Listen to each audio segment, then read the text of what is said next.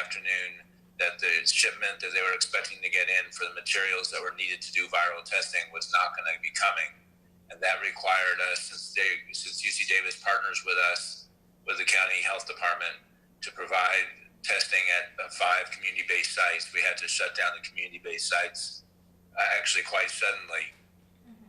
But we then told the community-based sites and the community that we would work feverishly to get this solved as quickly as possible. And fortunately, we were able to get it solved, at least for an interim basis, starting the beginning of next week, where the National Guard will be doing the testing and at 4 of the 5 locations that have been previously locating the testing. Great. So can you explain what gap they're filling in? So the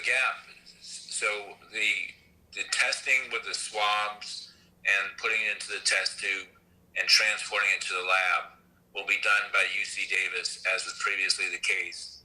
The difference is that the lab, once it got to the lab at UC Davis, there wasn't the material, the reagent that was required to do the testing. And so that's going to be done elsewhere. Okay. And is that the part that the National Guard will be? The National Guard there? Yeah. Yes. What's the difference of the National Guard? Yes. Okay, so when the National Guard is going to be coming, they will be doing the testing and they will be transporting it back to the public health laboratory where there is reagent that's available that can do the viral tests. Excellent. Now, do you hope that this will help folks in Sacramento County who have been kind of struggling to find available test sites? As we said over the past 2 or 3 days, there's a national supply issue that is affecting obviously the entire country very much so, very stringently. And so the ability of the National Guard to start up these community-based sites again is wonderful, but they're already full going forward. So there's still going to be a capacity issue down the road, but at least we'll be able to continue with these community centers for a period of time.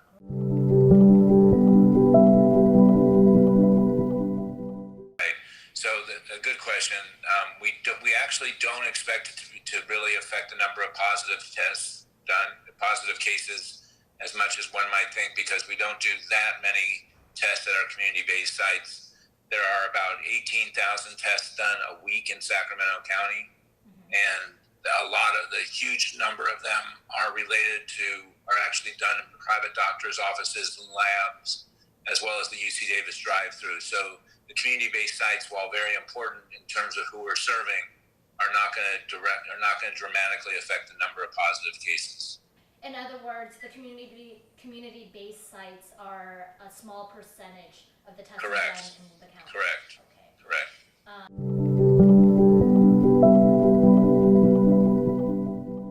No. Why?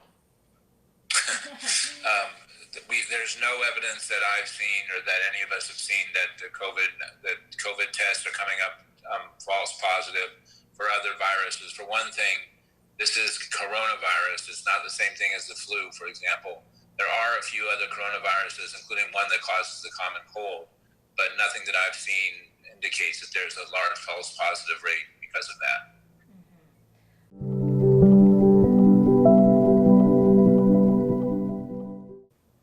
Yeah, so we're doing more testing, which clearly relates to having more positive cases, but we're having so many more positive cases that it's not strictly related to the testing.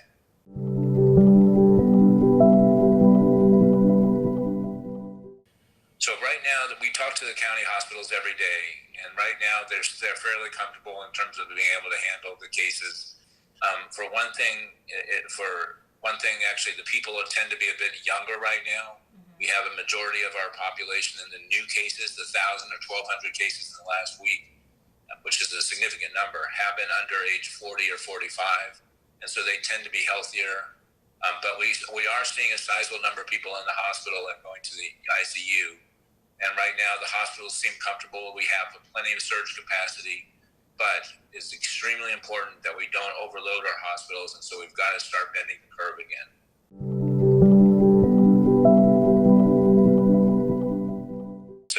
There's some issue right now with some churches basically still singing, even though it's prohibited from doing so indoors at least. And there's first of all a restriction on the number of people that can be in a service to 25% of a capacity of a church, or 100, whichever is less. But the big issue is singing and chanting.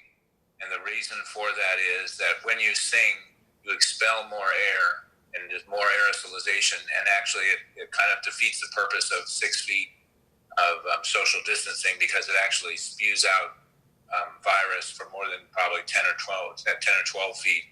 In addition, you're not wearing a mask when you're singing, generally speaking. So that's a real issue, and people have to follow the orders about that, because otherwise we're going to have a lot more outbreaks. Okay.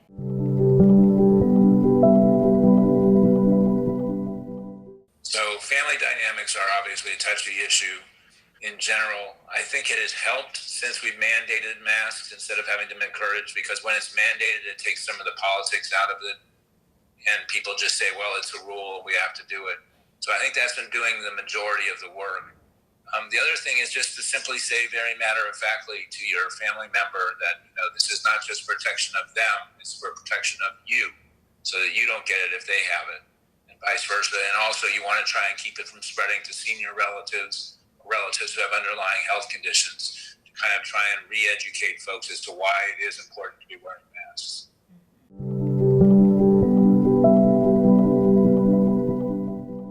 So we have been doing extremely well. As most people know, we were the best in the country in terms of the lowest number of cases per capita among major urban areas in the entire United States. We were number one. We bent the curve. We stayed home. We did all the appropriate things. I think people have been affected by message fatigue and cabin fever, and that has led them to throw caution to the wind to an unfortunate degree, where a decent number of people are, particularly young people, not to be dissing a certain age group, but it's particularly young people, are gathering again, having extended family and friend gatherings, etc. And that's a large chunk of the number of new cases in the county. So I just would urge people to remember that this virus is still out there. It's still dangerous. It still kills. We have 79 or 78 deaths, including 9 this week alone, which is the most we've had in the entire outbreak. And there are probably more to come. So it's very important to follow the 3 guidelines as we continue to point out, which are social distancing, hand washing and hand sanitizing, and wear a mask.